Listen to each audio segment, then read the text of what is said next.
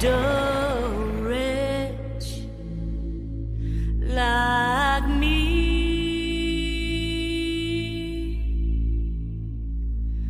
I once was lost, now I'm found. Was blind, but now I see. This is a new normal. They're never going to go back home. So they want to help them as much so that they're never just walking out of here and feeling like they're going back onto the street. They've worked with them throughout the process here to help them adjust to this new world order that they're going to be living in after this.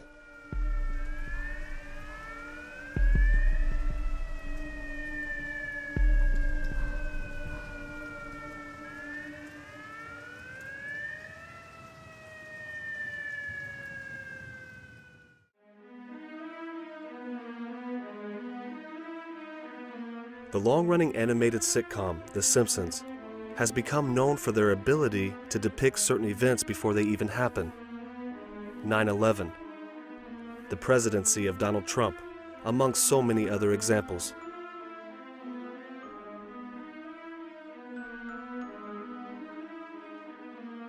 The writer's methods and intentions are another topic, but the Business Insider International gave some legitimacy to researchers and theorists online after posting this article.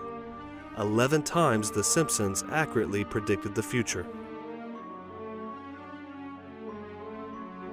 CNN, New York Times, The Sun, NBC, the list gets longer every month. And knowing that these companies serve the will of the globalist elite, and that these channels are now openly promoting the idea that The Simpsons are able to predict the future, the implications are concerning. More and more people accept and believe that The Simpsons are eerily accurate when it comes to foreshadowing future events. And if you're one of them, or if you adhere to any one of these mainstream platforms, you better pay very close attention. Because The Simpsons released their own take of what life will be like when FEMA becomes empowered by the Department of Homeland Security.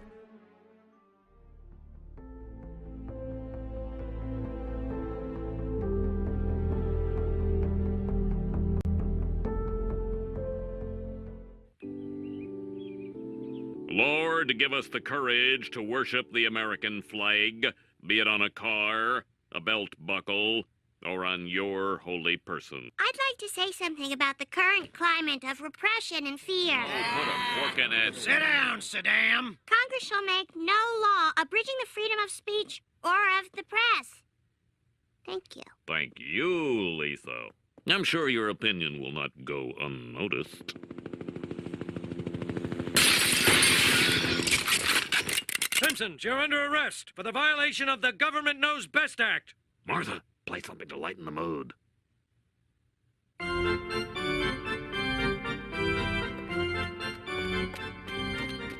I eat some peanuts and cracker jacks.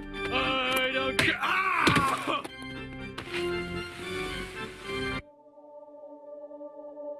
I can't believe they put us in jail. It's not a jail. It's a re-education center. Well, where do you think we are? Well, let's see. After they blindfolded us, it was left, right, left, then a 3-hour plane ride. My only crime was driving a truck full of explosives in from Canada. I don't know why they put the real ones in with the joke ones.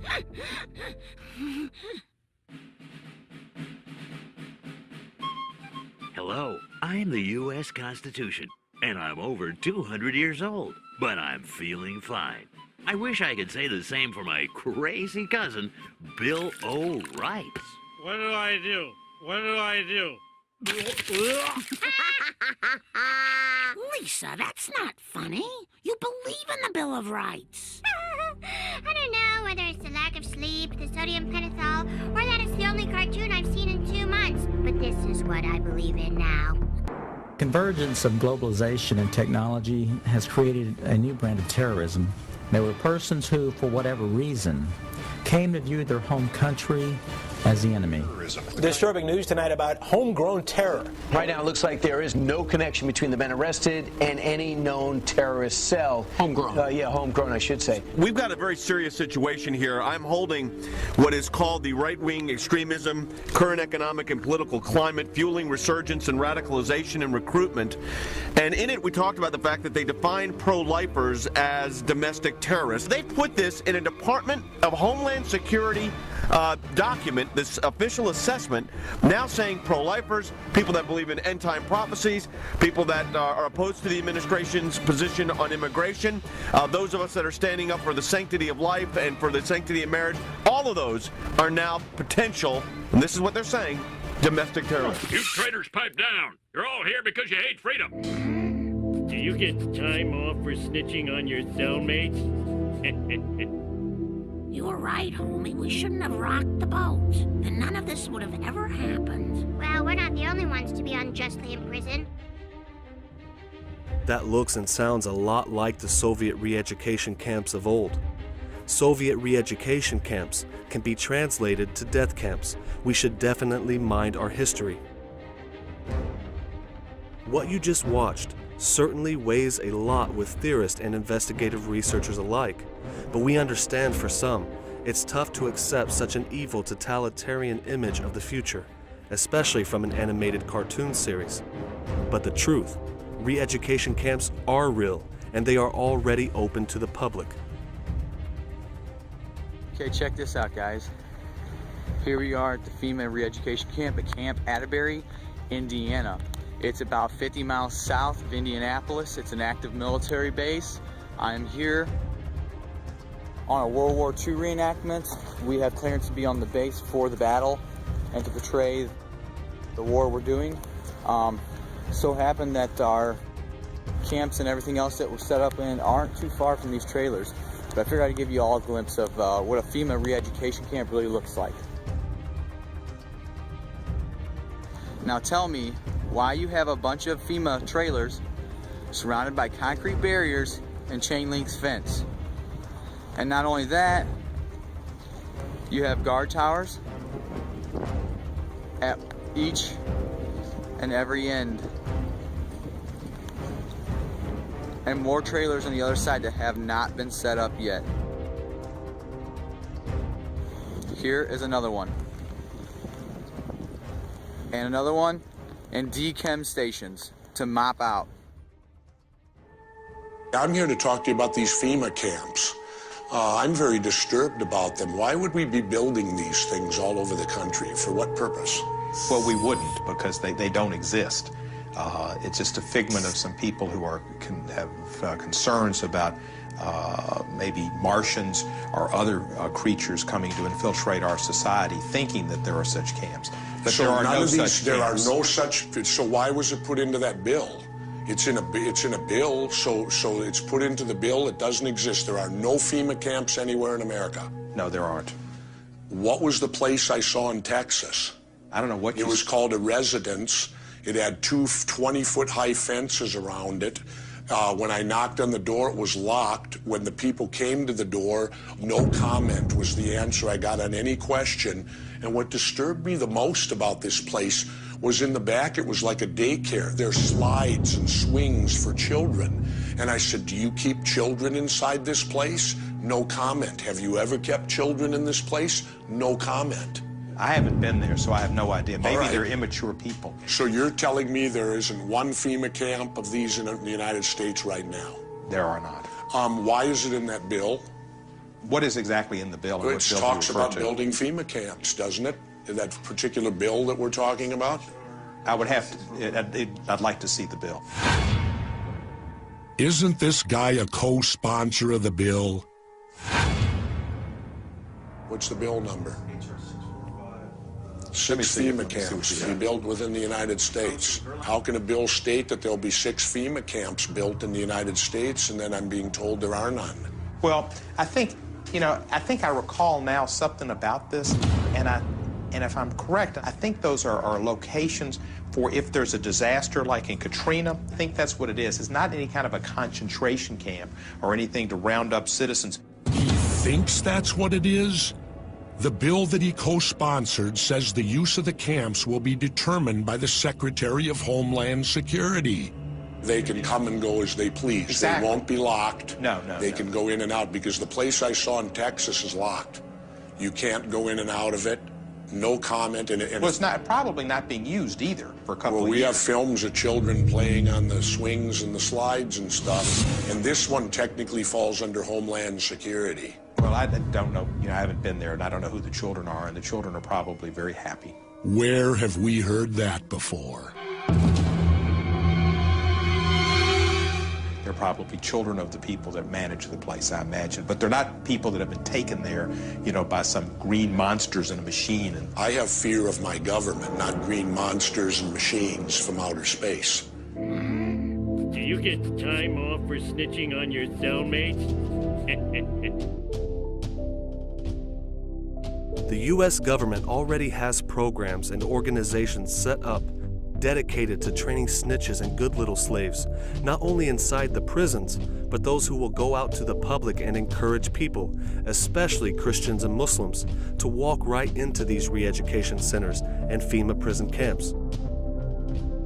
The Department of Homeland Security has enlisted clergy to quell public unrest if martial law is ever declared. This scenario takes misleading, corrupt, and deceptive scholars and religious leaders to an entirely different level. Homeland Security enlists clergy to quell public unrest if martial law ever declared. They tried to recruit my dad and every dentist he basically knows to be tattletales. He said against two, and they said, just against, the libertarians, the right-wingers. We just want to, keep watch your patients for us. And a lot of the dentists were like, what is this, Soviet Union? Secret FEMA plan to use pastors as pacifiers in preparation for martial law ever become a reality in America? Some fear any nuclear, biological, or chemical attack on U.S. territory might trigger just that. And as KSLA News 12's Jeff Farrell discovered, the clergy would help the government with potentially their biggest problem, us. From my cold, dead hands. Charlton Heston's famous declaration captures a truly American value, the overarching desire to protect our freedoms. But gun confiscation is exactly what happened during the state of emergency following Hurricane Katrina in New Orleans. U.S. troops also arrived, something far easier to do even now thanks to last year's elimination of the 1878 Posse Comitatus Act. That forbid U.S. troops from policing on American soil. If martial law were enacted here at home, like depicted in the movie The Siege, easing public fears and quelling dissent would be critical.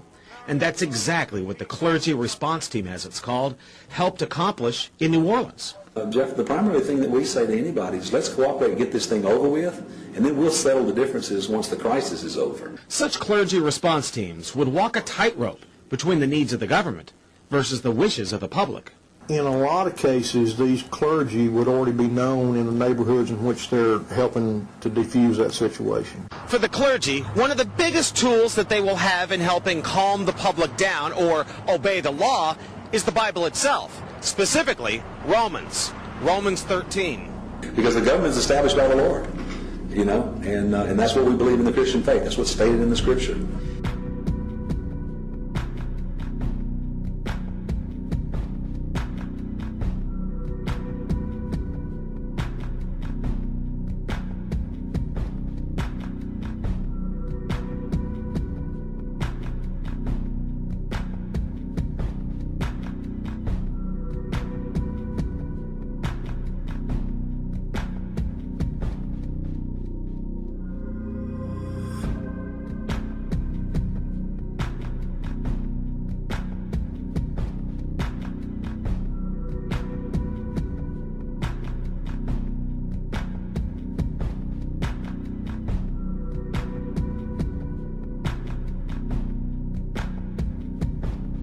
In the headquarters, Department of the Army Internment and Resettlement Operations, under rehabilitation of U.S. military prisoners and detainees, evaluation, and assessment.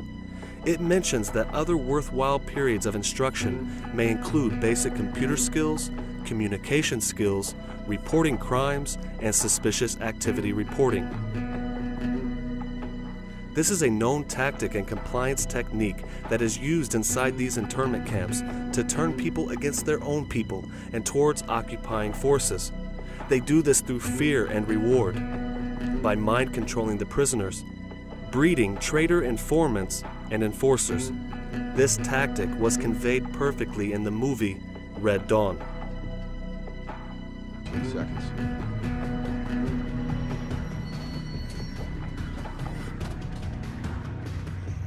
What are they? Collaborators. Had to happen.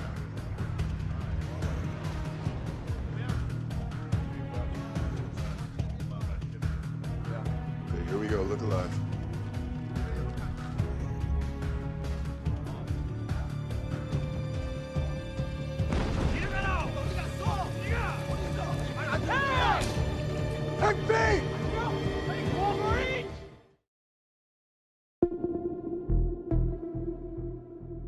It's widely known that the Nazis used trains to transport prisoners to concentration camps all over the region. A one-way in, no way out scenario. That's why many around America began to raise awareness when more and more three-story freight cars were appearing on railroad tracks. Now, many in the train industry and many who are unfamiliar with it would say that there is nothing suspicious about these freight cars whatsoever. There are freight cars today and in the past that transport motor vehicles all over the country.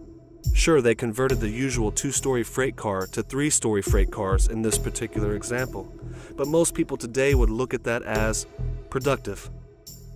What caught the attention of investigators and researchers is the fact that the trains, like the one you are about to see here, have been modified over the recent years. Some now have windows, and anyone will tell you that cars and trucks don't need windows for light or for air or for scenic views, for anything. Why they got a train that's got 3 levels with little windows in it? Huh? FEMA trains, people, right here in our own city. What else are there? Look how long that train is. It goes both ways. You got 3 levels, with little windows. Tell me what that is. Prison train? Those ain't for hauling cars. You don't put cars in something like that. Look, they're connected together. Connected together so you can pass through 2 cars. People, wake up. FEMA trains right here in our own city, people.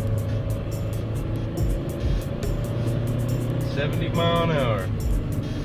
Let's see how long we stay next to these. Yeah, that's where we are. Come on out and look at it. Too soon. Every one of these trains, they're dual cars, connected in the middle, connected in the middle, connected in the middle. 3 stories for, you know, prisoners. These freight trains, like the one you just saw built and operated by Kansas City Southern, were not designed for hauling cars. They have close ties to FEMA prison camps. Not just because of the rumored shackles that were designed inside the 3-story prison trains, but the connection between Kansas City Southern and a man who was responsible for building all of the FEMA prison camps, Dick Cheney. George W. Bush and Dick Cheney actually have suspicious ties with KCS, Union Pacific, Trinity Railcar, the Chamberlain Group, and the Greenbrier companies. If you follow up briefly on any of these companies, you will certainly find shady deals, preparations, and international influence. But let's focus on the company that has been caught wide open on the rails, Kansas City Southern. It's a transportation holding company that has investments in the United States, Mexico, and Panama. They are connected to components of a NAFTA railway system that links commercial and industrial centers of the United States, Canada, and Mexico. So let's call it for what it is. They are connected to the Globalist, and after being affiliated with Dick Cheney, and after learning KBR built the FEMA camps in the first place, that's strike 2. Now KCS has huge investments in Panama, a country that Bush Sr. invaded before Desert Storm under the pretext of Noriega's drug trafficking. It's now believed that the Bushes have used Kansas City Southern for key CIA drug smuggling operations, that they are using the railway system and the likes of KCS that go undetected from Panama up through Mexico into Texas, straight into Houston and Dallas, or what has become known as Bush Central. Even Gorbanifar knew that you were supporting the Contras. Yes, he did. Izvestia knew it. The name had been in the papers in Moscow. It had been all over Danny Ortega's newscast. Radio Havana was broadcasting it. It was in every newspaper in the land. All our enemies knew it, and you wanted to conceal it from the United States Congress. We wanted to be able to deny a covert operation. What's important to know is that on December 4, 2003, Kansas City Southern announced in pro-Homeland Security fashion that it has become a certified member of the Customs Trade Partnership Against Terrorism program, which is run by the United States Customs and Border Protection of the Department of Homeland Security. Not only did this allow the company to have fewer inspections, but it merged them with DHS and none other than FEMA. Under this FEMA Reauthorization Act of 2017, or H.R. 2548, that was introduced by the Transportation and Infrastructure Committee and the Economic Development, Public Buildings, and Emergency Management Subcommittee. This legislation reauthorizes FEMA and gives them full power in the event of a natural disaster, or as they call it, other disaster challenges. So will the likes of Kansas City Southern really be used as FEMA prison trains? Under Executive Order 11005, the government can take over railroads, inland waterways, and public storage facilities in a time of national emergency. What's strange is that FEMA has actually removed that factoid out of their Executive Order section. Now, why would they want to hide from the public that they have that kind of power? Why would they even want to control the railway? The answer is quite simple. For the very same reason the Nazis did in the past.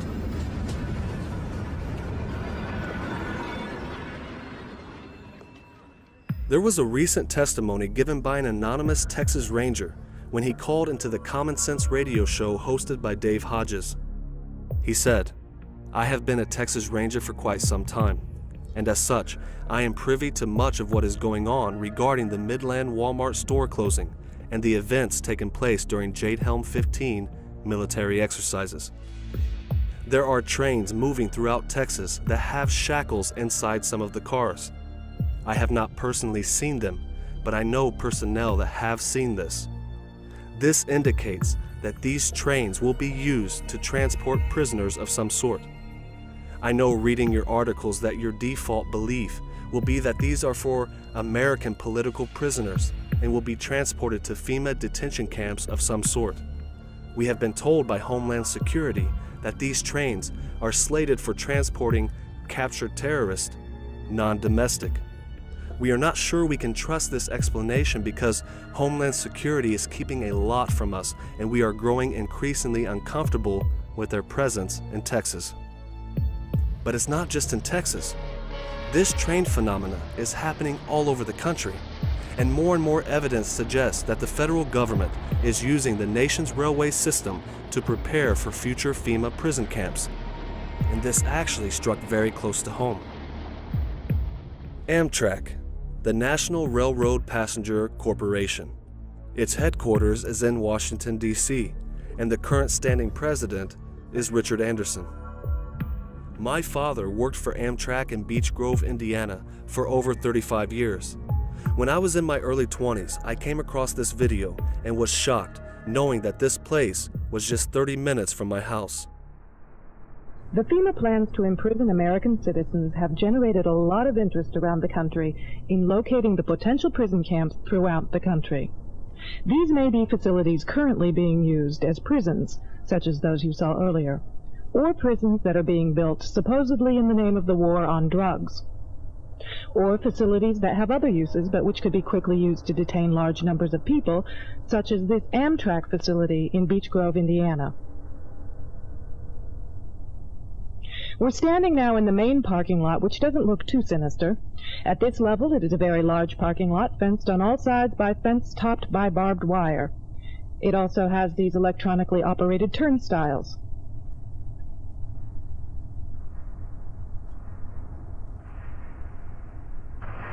There is also a surveillance camera, just like we saw at the FEMA facility, pointing out to the parking lot, and a helicopter windsock.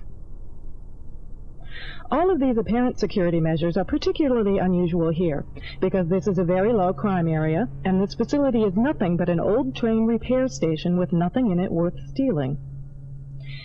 In this portion of the parking lot is a brick building, suitable for processing, next to a gate that leads right out to the railroad tracks, and all of this is contained inside a fully fenced area, now 3 layers deep in fencing at this point. This U.S. Air Force train indicates federal and military involvement. Facing the opposite direction, you can see that this area, too, is a very large fenced area with railroad track running the length of the fence and plenty of warehouses.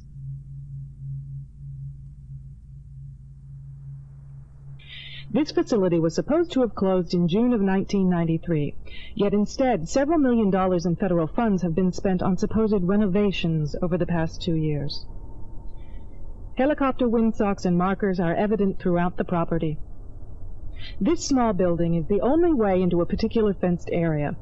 Inside this building we see more of the motion-activated detectors, electronic turnstiles, and prison bars.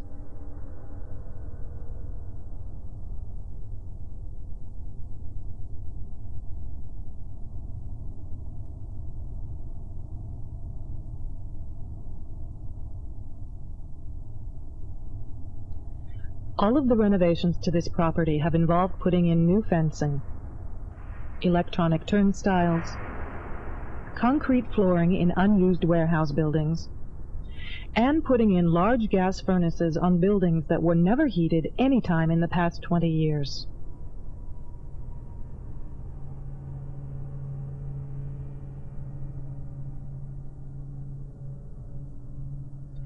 Outside this building is fencing and a cattle run section of fence, all topped by barbed wire, pointing inward, not to keep people out, but to keep people in. This was common throughout the facility, particularly the new fencing that had been erected.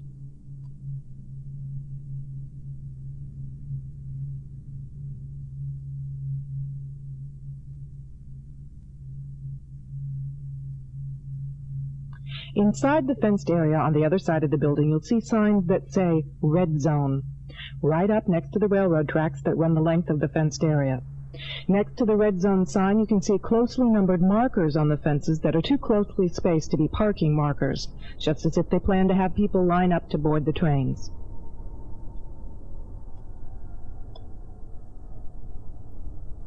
The building is one that has a new concrete floor, and its doors and windows have all been blocked. Outside there are new gas pipes.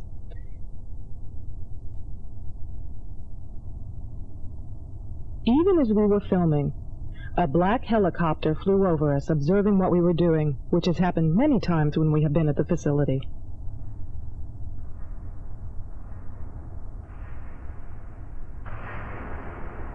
The gas lines and gas pipes at the facility run the length of the buildings.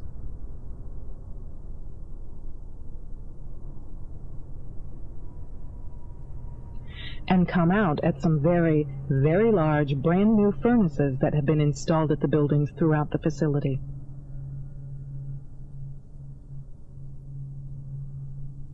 We found this crane, which has seen better days, but is plainly marked U.S. Army in the middle of the stockyard. We found other fully working military trucks and equipment here at other times. Inside the facility, we found large fenced-in areas next to the railroad tracks marked Green Zone and Blue Zone, suitable for holding a lot of people. Senator Lugar of Indiana recently obtained more federal funding to renovate this facility, which is supposedly only for the repair of broken trains and where most of the buildings on the property haven't been used for years. This tower, overlooking the entire facility at one end of the facility along the railroad tracks, also has a radio antenna on it with a ladder up inside of it. It would make an excellent watchtower.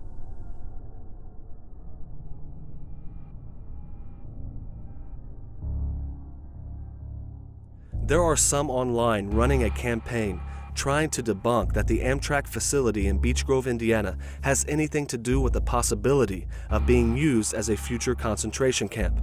But they're wrong. It definitely meets the criteria. It's massive. There is a security apparatus installed by the federal government that is advanced, and it is fitted like any other concentration camp of the past. The fact that the rail system runs right inside the facility for potential prisoners to be processed was enough for me.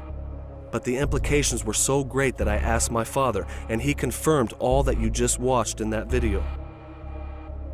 Even though the facility was closed down indefinitely, millions of dollars were flowing in from the federal government, security fencing and cameras were being installed, and he told me it was unnecessary too, just like the investigator stated, that there was nothing in the facility to steal.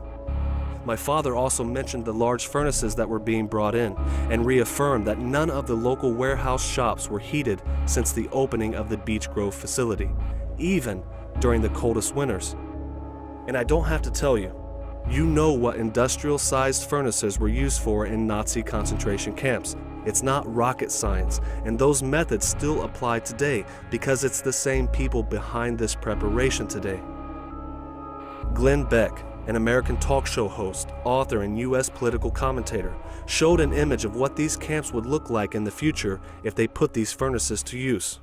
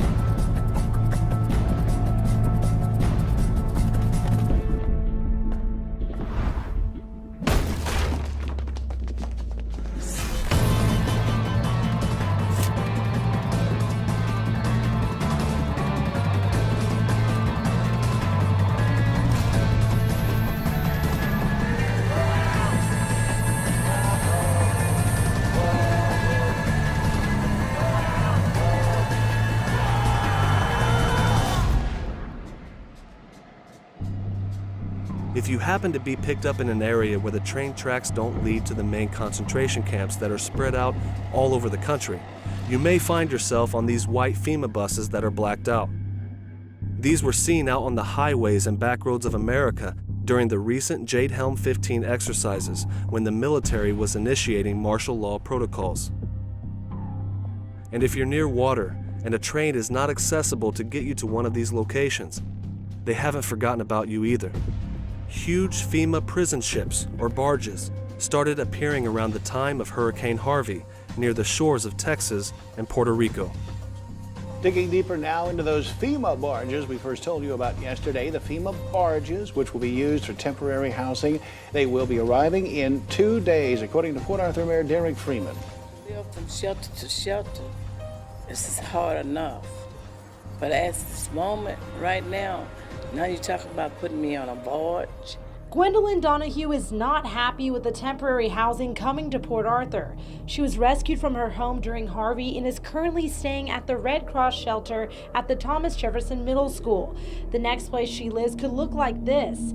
It's a barge, and FEMA is providing 2 of these that will hold about 300 people each on the Port of Port Arthur. But I'll say again, I'm not a fish, I'm not a crab, I'm not a shrimp, because I don't know nothing about being on a boat. Nice place, to regroup, get yourself together, give it a try. Well, no less you try. Mayor Freeman says 3 meals a day will be offered at the barges along with laundry and satellite TV. Officials are also looking into separating the men and women inside and will also have security in place. The first thing that I noticed there, that it was like the purge. All I could hear that night was car alarms going off and glass breaking and gunshots. FEMA and other people were flooding these small towns without doing evacuations and didn't care if people were dying. FEMA is trying to put their prison ships out at Port Arthur, Texas, to give a place for people to live because their homes have been destroyed or whatever. I later found out that even though we were stopped at this FEMA resource center and this government makeshift resource center at the mall, and let me tell you, and you'll get part of this out of my story, that they do use malls, they do use Walmarts, they do use these other places to set up FEMA and to create FEMA centers in these natural disasters. I saw it firsthand. And now that FEMA and National Guard took over and suspended all rescue operations, people are, they're bringing in prison ships. And I'm gonna tell you right now, do not get on their prison ships, because you might not come back. They're allowing the sharks and the fish to eat the bodies that go out to sea, just like they did in Hurricane Katrina. And with millions of people being displaced from their homes and their neighborhoods, you might go missing forever, and they think that you just bugged out and went somewhere else in the country and can't find you. But a lot of these people are going out to sea and never coming back. We head over to the local Walmart and Academy store where they were setting up the FEMA Fusion Center and makeshift hospital, and they had a helipad there to be able to do rescues and stuff. So they were using the Walmart stores and they were using the parking lots there and stuff. There were already lines lining up at the Walmart stores that were at least 2 miles long, and people were being rationed 1 case of water, 1 loaf of bread. It was very socialistically done. This is how FEMA works things. They don't always give people what they need. They just give them little pieces here and there. Basically, there was bread lines forming, and that's exactly what was happening there at that FEMA center.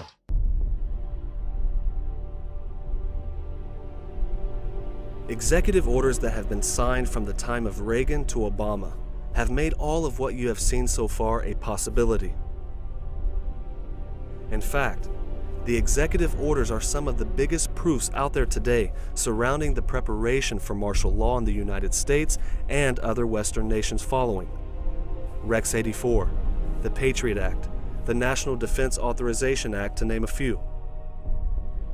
The dark side of government knew you wouldn't read the sweeping powers that were given to the federal agencies working with the Department of Homeland Security, let alone fully understand them. It's always after the fact, but we can see these executive orders being put to use today. U.S. training operations for martial law, the building of FEMA prison camps all over the country, and the measures we have seen enforced before, during, and after natural disasters in the United States, all incremental steps that they are taking to prepare for this new future. But how long will it take for these plans to be enforced on the people? That I can't say for now, but many people are pointing towards the mysterious closings of Walmarts all over the country as being an indication that this is no longer a training simulation. 5 Walmart stores across the country are temporarily closing, they say, for plumbing issues, and one of those stores is at Admiral M. Memorial in Tulsa. Now, Walmart says these issues are so large they need 6 months to make these plumbing repairs. Those associates and customers tell me they just can't believe it's a plumbing issue that's the real issue for the closing. Do you believe it's a plumbing issue? No, I don't.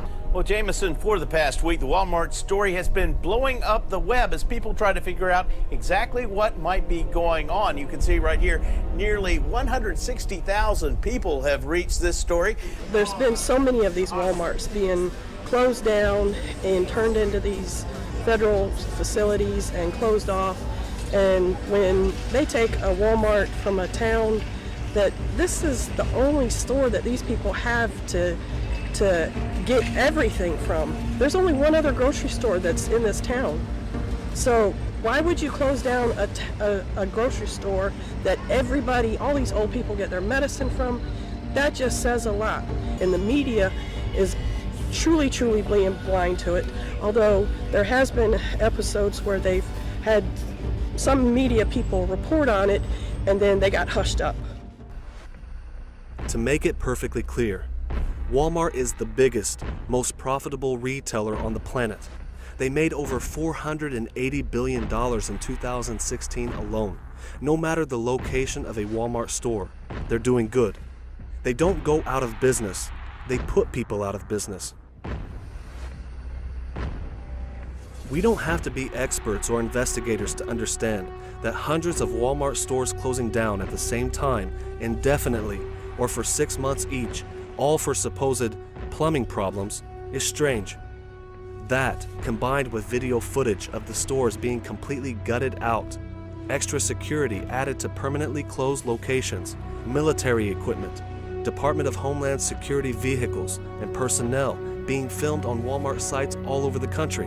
One man even picking up a Department of Homeland Security mobile command center Wi-Fi signal. All of this shows us that the concerns of the American people are valid. Several of the Walmart locations are even building new military-style, fenced-in sections at the front of their stores that look exactly like processing areas. Watch this video carefully and ask yourself, does this look anything like a local Walmart garden center? Hello, I make this video, I'm not a happy man.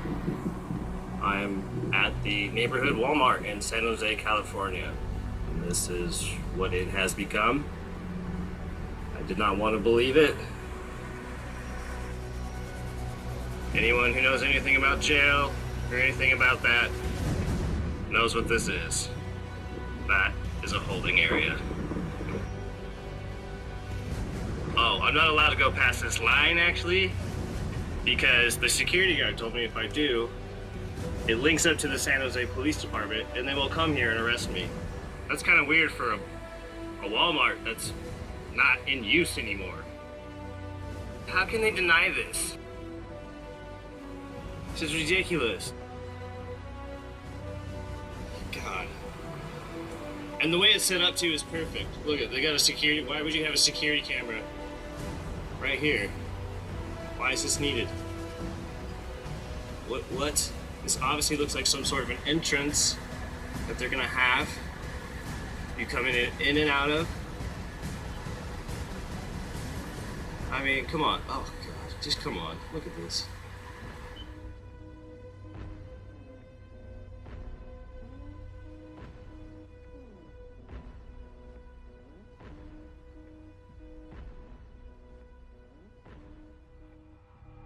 Not long before the Walmart stores started closing down, countless news agencies reported that 588 Walmart stores were now working with the Department of Homeland Security in their See Something, Say Something campaign. Hi, I'm Janet Napolitano, Secretary of the Department of Homeland Security. Homeland Security begins with hometown security. That's why I'm pleased that Walmart is helping to make our communities more safe and secure.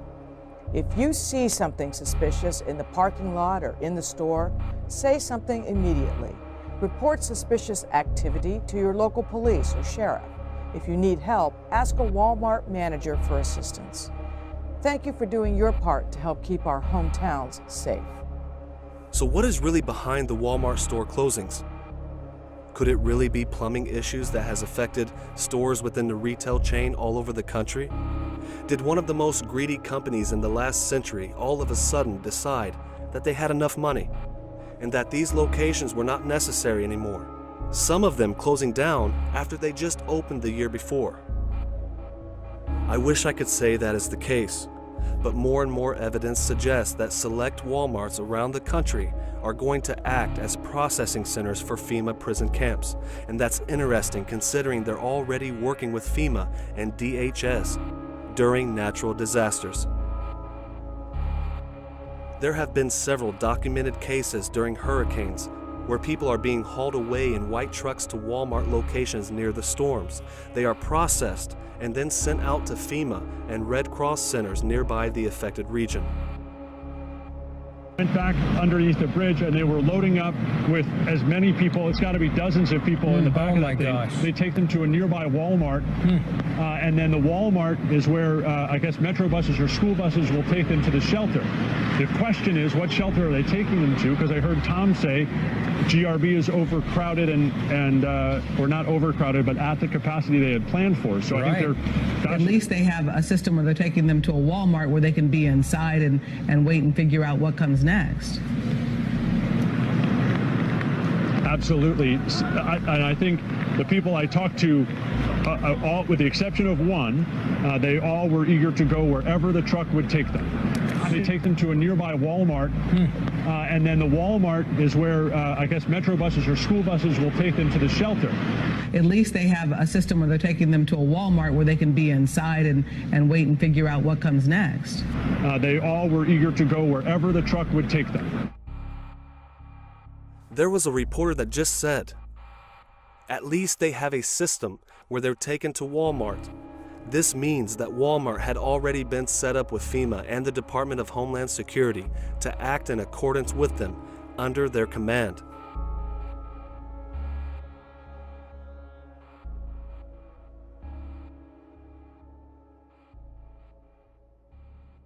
Here's a report in USA Today. 154 Walmart stores closed in 2016. It's no longer making sense to anyone. Recently, a construction worker started rumors about military tunnels being built under Walmart, connecting to other strategic military points in each state. But is there any truth to it? Back in June 11th, 1972, in the LA Times, the lead physicist for the RAND Corporation, he said that in 1972, the government had the technology to excavate tunnels across the United States and put maglev trains in that were capable of doing 10 to 14,000 miles an hour. Now, this is not science fiction. We have the capability to do it. These are U.S. patents by Los Alamos National Laboratories talking about thermal nuclear boring machines that melt through rock just like you're taking a knife through butter. I went to Bechtel in Las Vegas, Nevada, and put in subterrane, which is what they called one of these, a subterrane, into their computer system. These are images of the subterrane being tested up at Los Alamos Scientific Laboratories. The actual boring tips get superheated and they melt through solid rock. There's no excavation of materials that are needed. The rock penetrates, cracks, and presses liquid molten glass up through a lining all the way around it. In the early 1970s, there are plans for a network of underground tube shuttles. There are tube shuttle systems leading out of the base. So we have these tunnels under the United States now. You're saying this is a reality? Absolutely.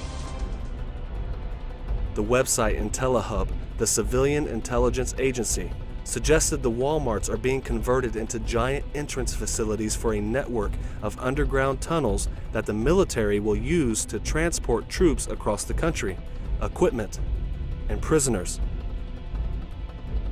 Phil Schneider gave first-hand knowledge of America's vast underground tunnel network. He personally worked in the DUMBs, as they call them, the deep underground military base systems. Deep underground military base. Okay, there are 129 of these in these United States. In and around where you live, in Idaho, there are 11 of them. It's a very large number. The average depth of each base is roughly a mile deep. They are basic whole cities hauled out underground. Goes all the way to Washington, D.C., huh? Goes all the way to Washington, D.C. Yeah, you Homeland Security? Yeah. How far have you taken this down to, how far have you actually ran a load? 100 miles? Up to Maine? How many miles do you think that is? Man, that's unbelievable. Not to mention, I heard there's one that goes all the way to Colorado, right? Unbelievable. What do you think you're hauling? Any idea? Crap. Yeah, okay. Yeah. Crap makes all kinds of stuff. Yeah. You don't really know. Yeah. I know there's been a lot of military stuff being hauled around lately, that's for sure, huh? We deliver to military. Gotcha. Gotcha. Appreciate. I heard there's water supply, food supply, everything's in there. Yeah, unbelievable.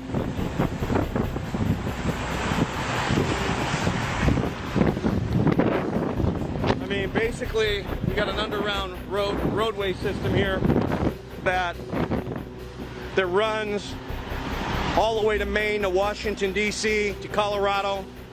It's fully stocked. It runs completely underground. And you can see they've been hauling tons of military equipment. So could it be true? Could Walmart really be connecting itself to the underground tunnel network? We recently interviewed Joel Skousen, political scientist, commentator, and renowned author of books such as Strategic Relocation. He acknowledged the existence of military bunkers and tunnels in America, built for what he said was a certain nuclear attack on American military facilities, which will be used to implement martial law, round up people in FEMA camps, and convince the remaining people to join the New World Order and hand over all of their rights.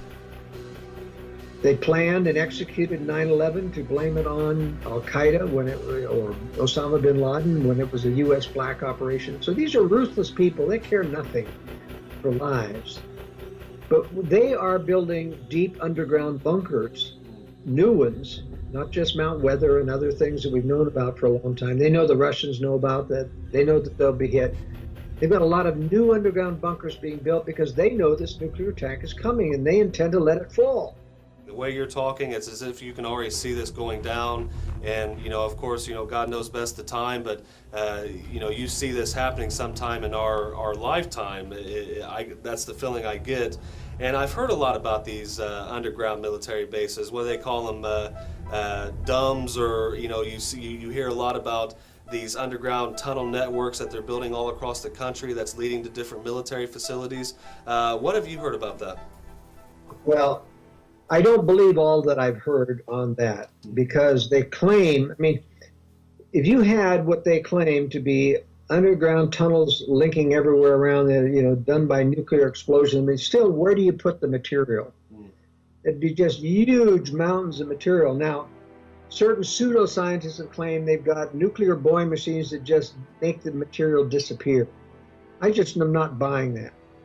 Now, there are underground bunkers and systems, but I don't know of huge long-distance tunnels connecting them. This war is going to make cities a living hell because it's not just military bases that will get hit. I think it'll be preceded by an EMP attack. And only Russia and China have the capability of launching an EMP attack. It takes 6 nuclear weapons to blanket this grid, not one. So forget about North Korea, forget about Iran doing an EMP attack. Only Russia and China have that capability. Or the United States. That's part of their nuclear doctrine, to launch an EMP attack just before a physical preemptive strike. And so even though cities will not be struck, there will be considerable social unrest and chaos as food runs out within 3 days to find no water, no sewers work, etc. What keeps good people in the cities will no longer be there. The jobs won't be there. So what do? They flee to more rural places, and I think you're going to find a separation of society where more good people end up in rural areas with new majorities. And the globalists have to pay lip service to democracy. They have to pay lip service. If you have new majorities who don't want to be part of the New World Order, don't want to abide by that, I think that's where the resistance will be. But I don't think it can happen. And I don't think all of the terrible things they're preparing for, martial law, will happen until the war comes. Remember, the war justifies everything. It justifies a new currency. The economy collapses. Remember, economies never collapse. You can have deep recessions, stock market, but they never collapse without a physically destructive war, such as when the Russians were invaded Germany. Nobody could go to work. Everybody was fleeing. that's when economies collapse. So forget about these sky and falling prophecies about the Fed pulling the money supply and collapsing the economy. They're going to wait till the war comes. Then that gets the blame. They don't get the blame. These people are really smart. And they get to justify everything. Martial law, FEMA camps, excess prison, rounding up conspiracy believers. You'll see that. I've often said, you know, we conservatives who believe in conspiracy will be the Jews of World War III. We'll be the Holocaust of World War III.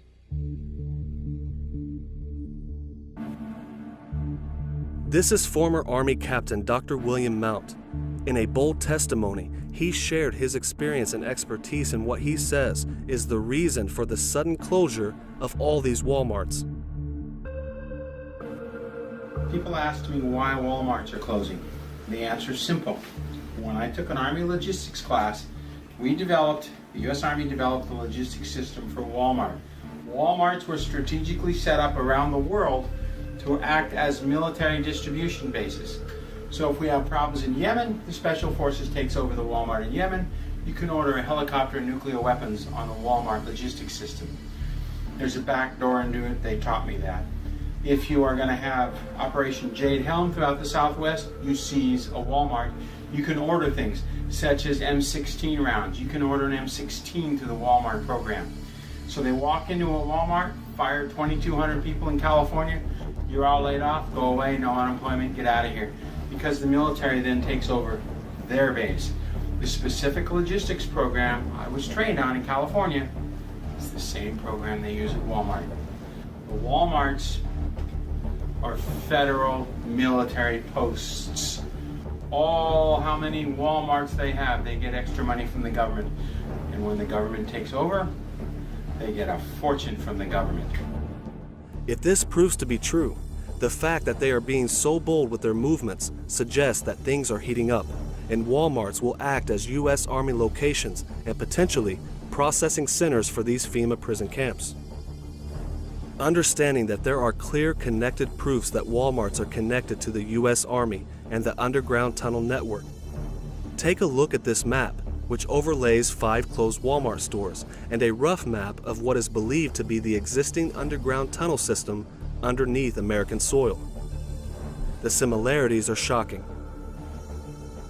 Now, Sam Walton, the founder and owner of Walmart, worked closely with the Bush family, and we know that Prescott Bush, the father of George Bush Sr., worked closely with Adolf Hitler and the Nazis. It is known that the United States has taken many scientific and military tactics from the Nazis after bringing over 1,000 Nazi military and scientific leaders towards the end of World War II.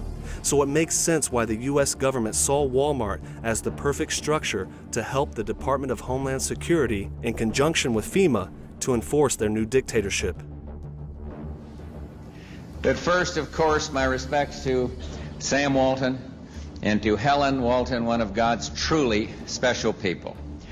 We come here to honor a man who shows that through hard work and vision and treating people right, many good things can happen.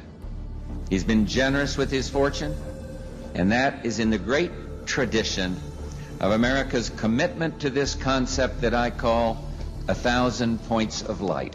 Now, if Major Kinsella of the United States Army will read the citation, I will present to Sam Walton the Medal of Freedom. To make the list of what George H. Bush deemed as 1,000 points of light, working towards a new world order, it's safe to assume that Sam Walton was giving up a lot more than just his money. Maybe it was Sam Walton back then who worked with Bush and the secret government to build Walmart facilities all over the country according to U.S. Army plans. What I can say for sure, and what we can see with our own eyes, certain Walmart locations are already being converted into detention centers. It has already begun.